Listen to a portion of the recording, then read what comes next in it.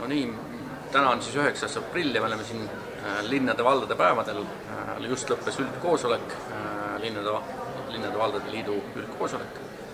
Ja hääletusel oli üks punkt, ehk siis liikmemaksu aluste kinnitamine, mis siis 158 või 9 poolthäälega siis eks ajaloos siis näitab, kas see oli 158 või 59, võeti siis vastu. Liikmemaksu küsimus on olnud tegelikult liidus väga pikki aastaid jutuks. Põhimure oli selles, et kahe liidu ühinemise tulemusel liikmemaksud külmutati. See oli aastal 2017-18 algus, kui liit ühines. Ja lihtsalt see mudel või õigupoolest mudeli puudumine hakkas takistama juba liidu üldist arengut. Nüüd see uus mudel on siis loodud siis 3 komponendiga, kus siis on baasosa, mis on kõigile võrdne. See arvestab ka elanike arvu ja arvestab omavalitsuse tulubaasi.